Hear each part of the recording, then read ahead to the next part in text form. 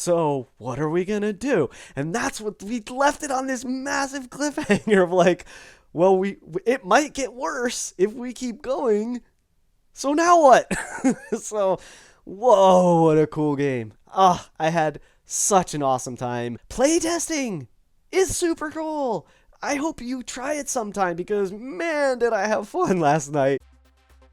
Oh, and wait, before I even get into any of that, before I forget, while I'm thinking about it, I'm going to be on Encounter RP again tomorrow night. I get to stream a cool game with some great folks and some cool voice actors and all kinds of fun stuff. I am going to play on Encounter Roleplay with DM Corey, and we're doing a playtest sort of thing for something from Kobold Press. So come check that out. That's tomorrow night, 9 p.m. Eastern on Encounter RP on their Twitch stream. Good evening, gamers. I am Gregory. Welcome to DnDaily number 176. This is, of course, 1 in 20 D&D. And if you're new here, thank you for joining me. I am recording a daily vlog all about D&D and RPGs. Now, today I'm going to talk about the fun I had last night, and more importantly, the fun you can have if you get the opportunity and take that chance to play test some new material. So this is what happened. I was asked, well, at first I should say, I am, as I have mentioned, I'm doing the RPG Writer Workshop, and through the RPG Writers Workshop, I'm meeting some really great people. One of them is a gentleman named Chris Stewart. You can find him on Twitter as Cristo Padre. And the reason I'm mentioning him is because he invited myself and a few others to help him by playtesting the one-shot that he is in the midst of preparing for publication. It is super fun, and I promise you, there's not going to be any spoilers here. I am going to leave the adventure entirely up to you in hopes that you will check it out. However, I am going to talk all about the experience, the fun I had, and what I loved about it, and also mention, of course, the really cool players that I got to game with last night, because yet again, I absolutely lucked out with an amazing group that had really great synergy. It was fun, it was funny, it was spooky as hell, and it hit so many notes. So let me start off first by just saying thank you, I guess, to the players, and of course again to Chris. Chris, you ran a fantastic game. It was really fun and enjoyable, and I love sort of exploration and like investigation, and I love that kind of stuff, and that's exactly how you enticed me to take this chance to playtest the material, and I was not disappointed at all. I'll talk a little bit more about what I loved about it in just a moment. First, let me also say, give a quick mention, and again, thank you for making it such a fun time for me. So we had Wrath playing Aerofear Longclaw, or just Claw, our druid, Circle of the Moon druid, half-elf. And you can find Wrath, I should say, as Wrath of Tom on Twitter. You also could find Willie as Not So Free Willie, which is awesome. And he played Barrick Greenhand, a sort of duelist, swashbuckling, fighter rogue halfling, which he was great, of course. And then, last but not least, we had 5 rounds more. Just an awesome name. 5 rounds more, playing Clefton Twain. Yes, Clefton Twain, the dwarf monk, the hill dwarf monk. First of all, two brilliant names, fantastic name, screen name, and then also what a great character name, Clefton Dwarf, the snaggle-toothed, drunken monk. Just amazing dwarf, brilliantly played, wonderful accent. All 3 of the characters, that I got the opportunity to play with were so much fun. Like, each one had a great personality and brought something really fun and unique to the table. Having having a druid be able to like shape change and get the benefit of the animal, of like their senses and that kind of thing, and also of course that they ended up being our tank, so that helped as well a little bit. But the combat that we did had was awesome. I suppose I should say that I touched base again with one of my characters that I love, Day Salka. And Day Salka, if someone speaks it's sort of a little bit of a backstory thing, is that if somebody speaks Elven, they would know that his name means Shadow Dancer. He is a rogue, but I don't play him as like the thieving type rogue. I play him more as an investigator. That is exactly like a treasure reclaimer, a dungeon delver, someone who is interested in figuring things out and finding new information. He is a high elf and an arcane trickster rogue. So lots of fun playing this character. I play him with, I speak with his character as if he's got some kind of, like somewhere between a Creole and Southern drawl, kind of horrible mash. It's fun for me to do, and I enjoy it. So I sort of my own twist on a high elf, right?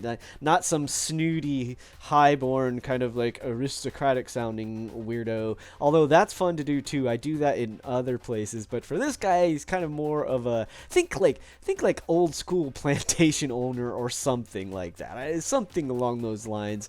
And he left the High Elf Society because they were just too highfalutin for him. So lots of fun with that character. And again, all the characters, we had a wonderful synergy. Everybody was really into the adventure, into the exploration, into the puzzle, basically, the what happened, who done it sort of feel. Now, that's not to say this is what the adventure is. I don't want to take away any of the steam or the meaning from the adventure. I'm using those terms more loosely in the sense of how we approached this one shot, and it was just so much fun. I think in retrospect we probably spent more time than necessary poking around in like a couple different places. Like, we spent more time looking for clues that we probably didn't need to be doing. We did a lot of role playing at the beginning of the session. Actually, the first half probably or so of the session was almost entirely role playing and just digging into this small mining town that we had wandered into and found some trouble brewing. That was cool. One of the things that was really great about this adventure, it was that Chris had a really nice sort of tempo and pacing established with us. And part of it, I should say, is probably between the players. Like, again, each of us, like, if there was ever a moment where conversation sort of lulled, either someone picked it up with like, hey, let's go do this, or Chris had some other element come into play, like a new NPC or a new development, or someone, because of their passive perception or something, saw something and so forth. So the pacing was fantastic. And what was real cool too, again, was like the mood of it. I don't know if it was intentional or what, but because of what we started experiencing, like the deeper we got into the mystery, the more and more sort of creeped out in a good way. Like sort of that, think of that like kooky horror film kind of feel of like, oh my God, what's going to happen next kind of excitement. At least for me. I guess I can't really speak for the other guys, but for sure, that's how I was feeling. And what we were discovering tied in, I'm not sure how this happened, but it was perfect. It tied in really well to Clefton Twain's backstory. The Clefton Twain, the dwarf. I still love that name. So good, so creative. And again, great accent and all that. I think I learned a little bit from listening to 5 Rounds More play this character. So just, there was so much good about this game. I really can't say anything bad about it. Everybody seemed to have a really good time. We had a nice little conversation after the fact, and because we were having such a good time, and we actually didn't quite get all the way through. We played quite a long session too, but we didn't quite get all the way through the content in this, again, because probably we spent more time than necessary poking in places that we didn't necessarily need to. We decided that we would love to try to have a follow-up session in a couple weeks and see what the heck's going on, especially since it's a one-shot. When it's a one-shot, I think people... Not always, but I think people probably are more willing to sort of take bigger, bolder risks. At least that's how I feel. And so for me, this was a great opportunity to do that. I was really actually seriously looking forward to trying that, I guess. And I kind of wanted to like push the envelope and like, even if we all get wiped out, then... oh well, it was fun anyway. Now, I'll share one crazy thing that happened, and that will, I guess that's, I think the best part is kind of the story of, I shared with you all my thoughts and feelings about the game. Well, here's one of the funny things, because that's what gaming is all about ultimately. When you sit down and play, I think, an RPG game is like, well, how was the story? Well, so here's like the sort of most like nail-biting moment that happened, and it is all boils down to this. Two of us failed saving throws, and with those failed saving throws, my character, I rolled a nat 1, so I really failed, and I took a bunch of damage. However, I got very, very lucky because of a certain magic item I happened to be wearing. So nothing else happened to me. However, one of our other players, our poor halfling, poor little guy, got... and I shouldn't say little guy, that's terrible, but our halfling fighter rogue got also hit by the same creature, also failed his saving throw, and basically was turned into a vegetable because of bad things. And so I don't want to spoil, again, I'm not going to spoil who or what or how it happened, but this happened. And here's what was so cool about it. It's like two things happened. One was that the player that this happened to, I have to say, well, kudos to Not So Free Willy, because Willy took it like a champ and was sort of haha laughing about it, like, oh no, that kind of sucks, I guess I'm out of the fight now, and was just happy to sort of enjoy and sit back and let things progress. And I unfortunately had to cut out a little early and missed the fact that once that combat was over and we finished like okay, I think there's no more of them kind of thing, but just by sheer luck and some good guessing or some good insight from one of our other players, realized that the same magic item that protected my character, because we didn't have a cleric, so we didn't have a greater restoration, even our druid didn't have access to greater restoration, so which would have meant we would have had to like go find some powerful cleric.